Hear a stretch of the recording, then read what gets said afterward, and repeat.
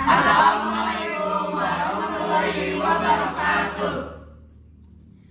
Halo semuanya. Kita dari kelompok 2. Kita akan memperkenalkan diri masing-masing dulu. Saya Naura Mumtaz dari absen 26. Saya Aulia Rahmawati dari absen 4. Saya Hasya Nur Amalina Rahma dari absen 12. Saya Yanisha Adawiya Hairani dari absen 5. Saya Rija Diteno Fauzi dari absen 32. Saya Raditya Muhammad Dimyati dari absen 30. Saya Muhammad Saraswan Hasan dari absen 18. Di sini kita akan menjelaskan struktur dari teks anekdot dengan berbagai sumber dan juga ada contohnya. Silakan menyaksikan. Dadah. Assalamualaikum warahmatullahi wabarakatuh. Selamat pagi semuanya. Ada pepatah yang mengatakan bahwa tak kenal maka tak sayang, maka mari kita kenalan. Halo semuanya, perkenalkan nama saya Rija Diteno Fauzi sebagai moderator dari kelompok 2. Saya di sini akan menjelaskan sebuah pengertian teks anekdot.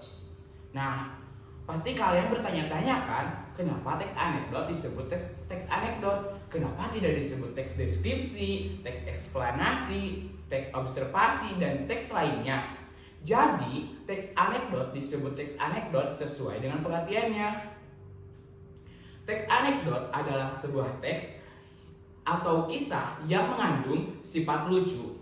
Tetapi teks anekdot juga berisi cerita lucu. Teks anekdot juga bisa memiliki banyak maksud yang biasanya digunakan untuk menyampaikan kritik atau sindiran. Nah, bahasan selanjutnya akan menjelaskan tentang struktur teks anekdot. Kalian pasti penasaran kan? Dilanjut oleh saya Elijah Adawiya Hairani, di mana saya di sini akan menyampaikan struktur teks anekdot menurut buku kurikulum 2013 dan buku kurikulum Merdeka. Yang pertama, saya di sini akan menyampaikan struktur teks anekdot menurut buku kurikulum 2013. Yang pertama ada bagian abstrak, di mana bagian awal paragraf yang berfungsi memberi gambaran tentang suatu isi teks. Biasanya bagian ini menunjukkan hal yang unik yang akan ada di dalam teks. Yang kedua, ada terdapat bagian orientasi, yang dimana bagian ini menunjukkan awal kejadian cerita atau latar belakang bagaimana peristiwa tersebut terjadi. Biasanya, penulis bercerita dengan detail di bagian ini. Yang ketiga, ada bagian krisis, di mana bagian ini terjadi hal atau masalah yang unik atau tidak biasa terjadi pada si penulis atau orang yang akan diceritakan. Yang keempat, ada bagian reaksi, di mana bagian ini yaitu bagaimana cara penulis atau orang yang ditulis menyelesaikan masalah yang timbul di bagian krisis tadi. Yang kelima, ada koda, merupakan bagian akhir dari cerita unik tersebut.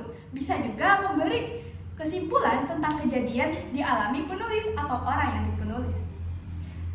So, itulah struktur teks anekdot menurut buku kurikulum 2013.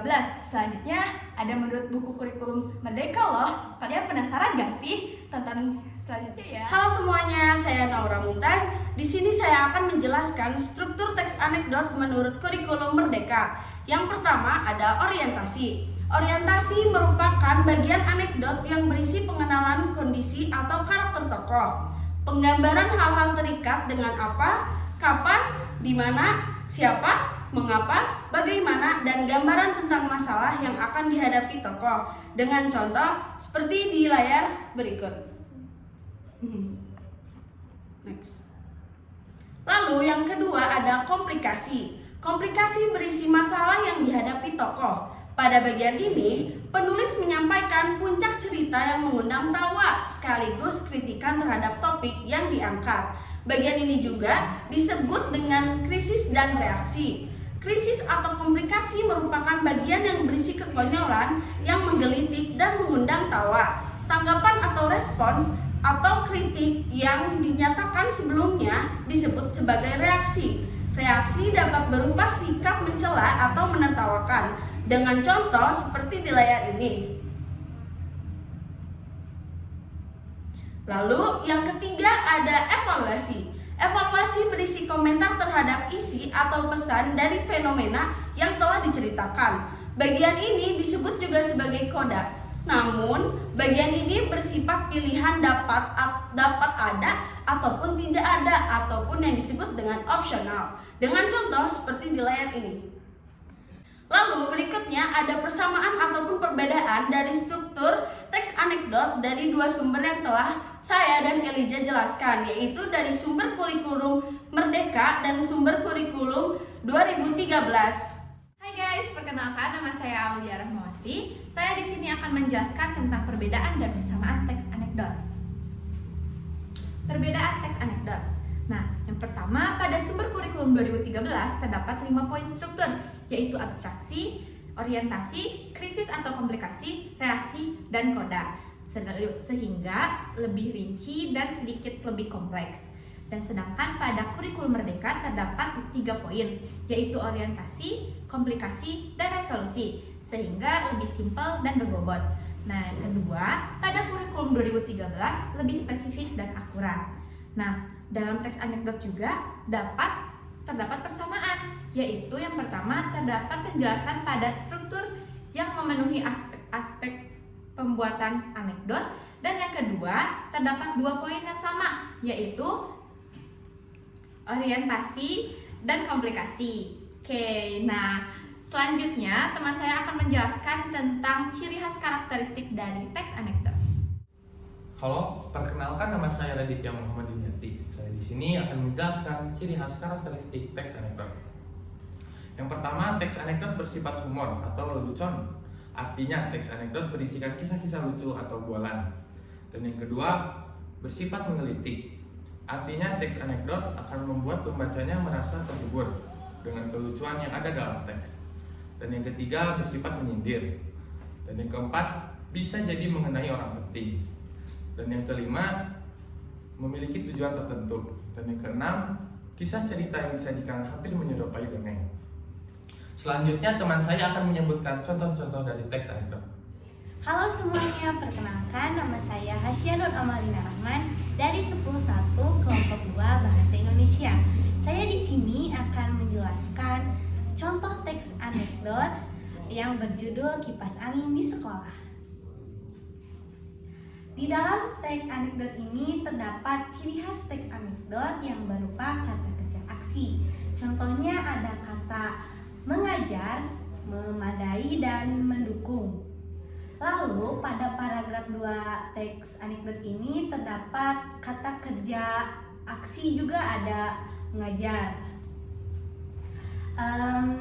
Pada paragraf kedua ini juga mengandung kalimat retorik. Apa sih kalimat retorik? Kalimat retorik adalah kalimat yang tidak membutuhkan jawaban atau tidak perlu dijawab.